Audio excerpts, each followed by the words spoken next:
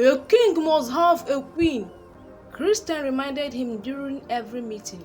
Daniel nodded, but said nothing inside. He didn't want a queen, he wanted Carlo.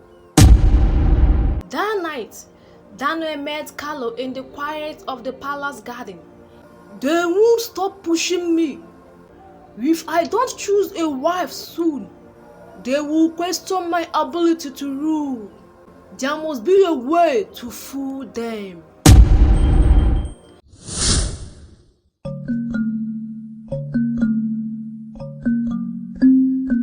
King Daniel Lived a life most men envied.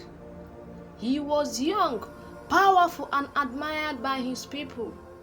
But the one thing he wanted most was forbidden: his love for Carlo, his royal friend and confidant. For years, Daniel kept his feelings hidden. The council, led by the stern elder Christian, demanded he marry. A king must have a queen, Christian reminded him during every meeting.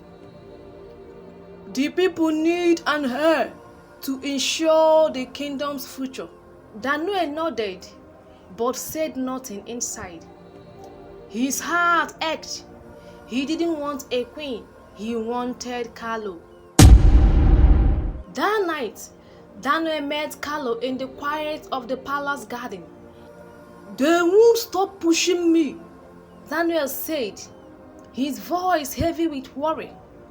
If I don't choose a wife soon, they will question my ability to rule.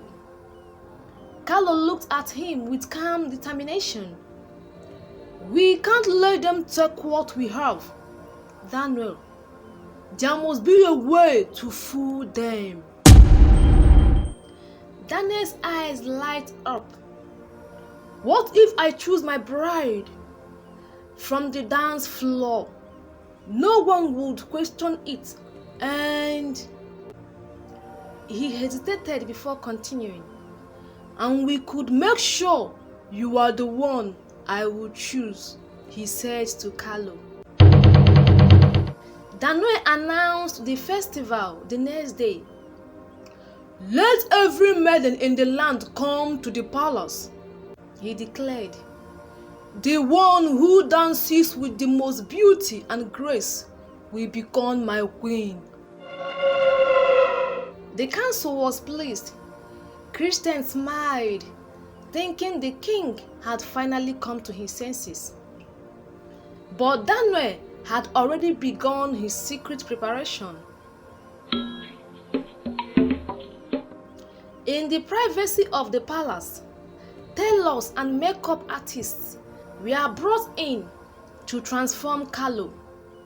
His beard was shaved, his skin softened, and his body wrapped in fine silk. He was taught to walk, move, and dance like a queen. You look perfect, Daniel said one evening as he watched Carlo practice. I feel ridiculous, Carlo replied, though a small smile played on his lips. No one will ever suspect, Daniel assured him. You will outshine them all. The palace was alive with music and color as maidens from every corner of the kingdom arrived. The courtyard was filled with laughter and excitement. The people, eager to see who would win the king's hearts. One by one, the maidens danced before Daniel and the council. Each was graceful, each was beautiful, but none captured Daniel's attention. Then came Carlo's turn. Dressed in flowing white and gold, Carlo stepped onto the floor. A hush fell all over the crowd as the music began.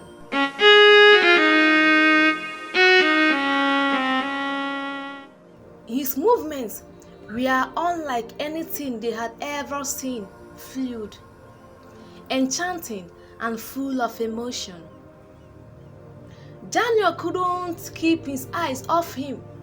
He stood as Carlo finished the dance and declared, "This is the one.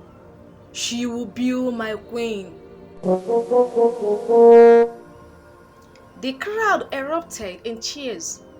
Christian, however, watched the new bride closely, suspicion flickering in his sharp gaze. As the celebration continued, Christian whispered to one of his guards, "Keep an eye on her. Something doesn't feel right." In the shadows of the palace, Daniel and Carlo shared a quiet moment. "We have won," Daniel whispered, holding Carlo's hand tightly. "For now," Carlo replied, his voice filled with both hopes and fear. The days following the festival were filled with celebrations. The kingdom rejoiced at their new queen, unaware of the secrets beneath her veil. Carlo, now dressed in the royal silks and jewels, moved into the queen's quarter, where he and Daniel could finally spend more time together. At night, behind locked doors, they were no longer king and queen, but simply two souls deeply in love. "I never thought this could work," Carlo whispered as Daniel held him close in the dim light of their chamber. Daniel smiled. "It is not just working, it is perfect. You are here with me, and that's all that matters." Carlo rested his head against Daniel's chest. "But how long can we keep this up?" "Christian suspects something. He watches me like a hawk." Daniel's jaw tightened. "Let him. As long as we are careful, there is nothing he can prove." Christian's doubts about the new queen deepened.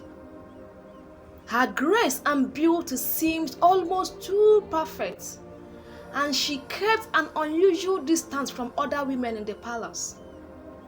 One evening, Christian summoned a trusted guide. "I want you to follow the queen. Watch her closely and report anything unusual." The guide obeyed, lurking in the shadow, waiting for any slip. Meanwhile, Carlo grew nervous under Christian's watchful gaze. He avoided unnecessary interactions and kept most of his time in the royal gardens or his chambers. Despite Daniel's reassurance, the pressure began to take its toll. Despite the risk, Daniel and Carlo's love flourished in the secret.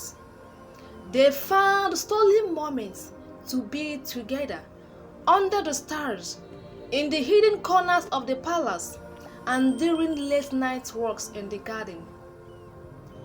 One night, as they lay together, Carlo traced the lines of Daniel's face with his fingers.